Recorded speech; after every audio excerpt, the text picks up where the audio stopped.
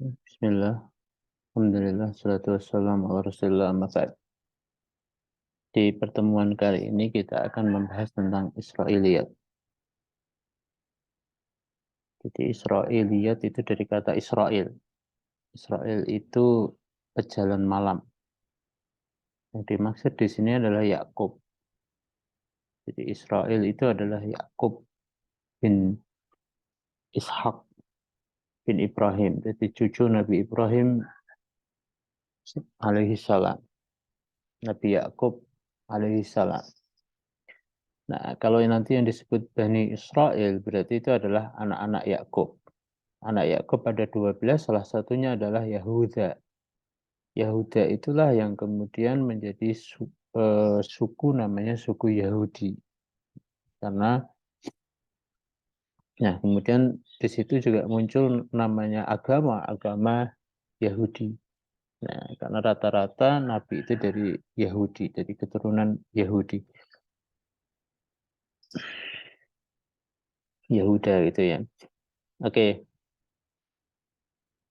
kemudian kita akan membahas tentang Israiliyat. Apa itu Israiliyat? Israiliyat dalam studi Islam, dalam kajian Islam, itu merujuk pada cerita atau narasi terkait dengan sejarah dan kepercayaan agama Yahudi, Kristen, atau agama-agama terdahulu, agama Sabi, dan seterusnya. Yang itu berasal dari Allah Ta'ala, jadi agama langit yang datang sebelum agama Islam. Sebenarnya dulu mereka juga Islam, tetapi kemudian dengan penyimpangan maka jadilah Yahudi, Nasrani. Mereka menyebut dirinya dengan Yahudi, menyebut dirinya dengan Nasrani. Yang masuk ke dalam tradisi Islam. Jadi sejarah-sejarah Yahudi, Kristen, Sobiin, rata-rata mereka dari uh, klan atau suku Yahudi, suku Israel. Yang masuk dalam tradisi Islam melalui berbagai sumber. Cerita rakyat, kitab suci, literatur non-Islam, dan seterusnya. Itu yang disebut dengan Israeliyat. Jadi segala sesuatu yang baik itu cerita, narasi, apapun yang berasal dari umat terdahulu, dari kalangan Yahudi dan Nasrani, terutama itu yang paling yang paling dominan begitu ya. Nah, itu yang sampai ke kita, menjadi cerita kita, masuk dalam sumber tradisi kita, sumber kajian Islam kita, maka itu adalah Israiliyat. Nah, Israiliyat dalam perkembangannya nanti dibagi jadi dua. Israiliyat dalam hadis. Artinya memang Rasul berbicara tentang narasi, tentang keyakinan orang-orang Yahudi, Kristen, Nasrani, Sobiin, artinya orang-orang terdahulu dari kalangan-kalangan ahli kitab. Itu memang ada di hadis. Maka itu juga disebut sebagai Israiliyat. Tetapi karena dia di hadis, maka ada yang diterima dan ditolak. Penerimaan dan penolakan itu bukan karena Israiliyatnya, tetapi karena sanatnya, transmisinya. Itu sampai ke kita kuat atau tidak kuat. Nah, yang kedua ada Israiliyat yang dalam literatur non-muslim, ghairu hadis. Jadi dia bukan hadis, tetapi dia ada di kitab Talmud, ada di Alkitab, ada di sumber-sumber referensi suhuf, macam-macam begitu ya, dari umat-umat terdahulu, dari kalangan ahli kitab. Tapi belum pernah disinggung oleh Nabi, itu dalam cerita-cerita Nabi.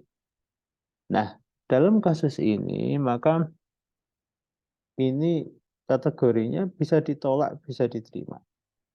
Ketika ditolak, maka yang ditolak bukan hanya syaratnya, tetapi juga sumbernya. Juga kontennya barangkali begitu ya. Oke, ini Israeli. Pada kajian hari ini dalam ilmu tafsir, nanti Israiliyat ini masuk dalam kategori dahil. Dahil itu sesuatu yang masuk, yang tidak murni dari Islam. Lawan katanya adalah asil. Asil itu adalah referensi literatur yang asli dalam kajian tafsir. Nah, dakhil itu referensi yang masuk dalam eh, tradisi keilmuan Muslim, ini disebut dahil tadi, itu sesungguhnya tidak hanya terkait dengan Israiliyat. Sains yang masuk ke kita, ke dalam tradisi ilmu tafsir, itu juga dahil. Dengan begini, maka kita bisa sebut bahwasanya Israiliyat itu adalah bagian dari dahil, bukan asil, bukan referensi asli, original dalam ilmu tafsir. Israiliyat dapat dikategorikan menjadi tiga bagian. Israiliyat yang sejalan dengan Islam maka perlu dibenarkan dan boleh diriwayatkan. Misalnya adalah kisah Tamim Ad-Dari dalam hadis Muslim dari Fatimah bin Qais tentang salah satunya adalah Masih Dajjal. Nah, karena dia secara riwayat bagus, yang kedua memang ada di hadis atau dia kategori hadis Israiliyat, maka yang sahih maka kita terima begitu. Tetapi yang jenis yang kedua adalah Israiliyat yang kedustaannya diketahui, maka ia harus ditolak. Misalnya kisah setan yang menjelma Nabi Sulaiman dan mengambil cincin Nabi Sulaiman. Ini kita tolak. Kenapa? Karena tidak mungkin setan itu menjelma menjadi diri Nabi. Oke, jadi terhalang. Tidak mungkin Nabi itu bisa di diserupai oleh setan. Yang ketiga adalah Israiliyat yang tidak diketahui kebenaran dan kepalsuannya. Jadi kebenaran dan kepalsuannya itu 50-50 ya, jadi sama aja. Ya bisa benar, bisa salah, kira-kira begitu. Maka ini didiamkan, tidak didustakan dan tidak dibenarkan. Apa nama Ashabul Kahfi misalkan? Warna anjing Ashabul Kahfi misalkan. Nama Ashabul Kahfi adalah ini ya mungkin. Nah, mungkin juga tidak kan. Warna anjing Ashabul Kahfi, nah itu juga sama.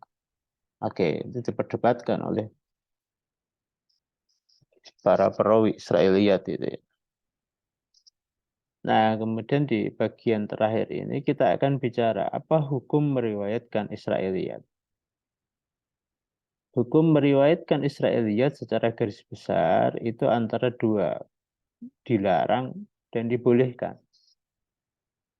Yang melarang itu adalah argumentasinya bahwasanya kita ini cukup untuk berislam, untuk ngerti Islam, untuk menjadi Muslim yang baik itu cukup dengan hadis-hadis Nabi.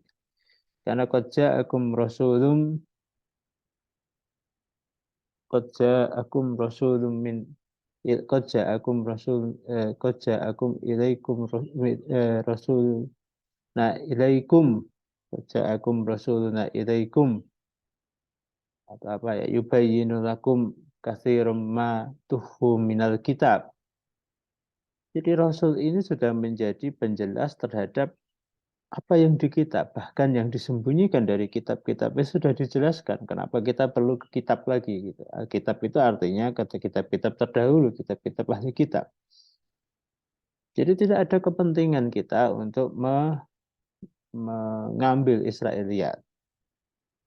Ini pertama. Jadi itu dilarang. Karena kita udah cukup. Ngapain kita harus ke sana? Nggak perlulah kita ke sana. Kira-kira begitu. Yang kedua, membolehkan dalam surat Ali Imran 97. Um, ut, Fatlu minat Taurah. Fatlu minat Taurah. Bacalah dari Taurat kalau tidak salah ada kalimat itu. Jadi kita diperintahkan untuk membaca Taurat. Di 97 nanti di set saja gitu ya. Atau dibuka saja kitabnya, kitab Qur'annya gitu ya. Jadi ada perintah kita membaca Taurat di sini. Tetapi di sana Rasul itu penjelas. Nah, ya di antara dua ini maka ini tidak mungkin diharuskan kita membaca Taurat. Yang mungkin adalah boleh kalau perlu. Nah ini perdebatan. Kalau saya ya kalau tidak ada kepentingan banget yang ngapain sih kita ngambil Israiliyat gitu ya. Ya, toh itu juga tidak akan memberi efek apapun. kita ini kalau mau menjadi hamba Allah, berislam, dan bertindak Islam yang baik, itu cukup dengan hadis, cukup dengan Quran. Tidak perlu ke Israiliyat. Itu kira-kira begitu. Karena pertentangan ini, maka di kalangan Muslim ini itu tetap aja orang periwayat-periwayat Israiliyat itu banyak. Tetapi dari sekian banyak, ternyata jumlah perawi itu tidak menjadi mayoritas. Rata-rata apa namanya, para sahabat, rata-rata para tabi'ut tabi'in itu mereka tidak tertarik dengan Israiliyat. Artinya apa? Dari sini kita belajar bahwasanya Israiliyat itu meskipun benar barangkali gitu ya, meskipun itu dibolehkan barangkali, tetapi itu bukan menjadi kecenderungan mayoritas Muslim untuk ulama-ulama Muslim untuk menukil itu, menjadikan itu sebagai dasar landasan keilmuan mereka. Perawi Israiliyat dari kalangan sahabat itu Abdullah bin Abbas, Abu Hurairah. Tetapi yang paling dominan adalah Tamim Ad-Dari dan Abdullah ibn Salam. Abdullah bin Salam itu adalah anak dari uh, siapa? Pak Ubay bin Salul. Nah, kira-kira begitu. Yang paling dominan ya Tamim Ad-Dari dan Abdullah bin Salam. Dari kalangan tabi'in ada Ka'ab al-Akhbar, ada Wahab bin Munabbih atau Wahab ibn Munabbih. Dari kalangan tabi'ut tabi'in ada Abdul Malik bin Abdul Aziz al-Jurij. Nah, ini beberapa kalangan. Artinya, kalau ada perawi di kalangan sahabat, ternyata ya dari sekian perawi yang meriwayatkan apa namanya Israelia tidak banyak, hanya sedikit kan. Di kalangan tabi'in dari sekian ratus perawi atau ribu perawi itu juga hanya sedikit. Sehingga kita kalau begini memahami bahwasanya meskipun itu dibolehkan, itu tidak menjadi pilihan, tidak menjadi prioritas para ulama, prioritas para perawi untuk mereka meriwayatkan riwayat-riwayat Israiliyat dalam tafsir dan yang lain. Wallahu a'lam bishawab. Oke, terima kasih itu sebagai awal untuk diskusi kita. Silahkan kalau mau diskusi via WhatsApp boleh, kemudian via Gmail juga boleh. Tetapi saya tidak akan menjelaskan ulang, saya hanya akan kita akan hanya berdiskusi, bertanya jawab di sini. Oke, terima kasih. Semoga ini bermanfaat. Kita tutup dengan berdoa. Istighfar 7 kali. Ya Allah, mudahkanlah seterusan kami, berkailah seterusan kami, jadikanlah apa yang telah kami usahakan, yang sedang kami usahakan, dan yang akan kami usahakan, seluruhnya menuju pada kemudahan, keberkahan, keberuntungan, dan kesuksesan di dunia dan di akhirat. Ya Allah, jadikanlah kami orang-orang yang baik, kumpulkan dan bergaulkan pada kami orang-orang yang baik, jadikan yang keluar dan yang mengelilingi kami seluruhnya kebaikan, dan tempatkanlah kami kelak di tempat yang terbaik di akhirat. Wassallallahu ala Muhammadin wa ala alihi wa sahbihi wa sallim. Subhana rabbika rabbil izzati amma yasifun wa salamun alal mursalin. Walhamdulillahi rabbil alamin. Al-Fatihah.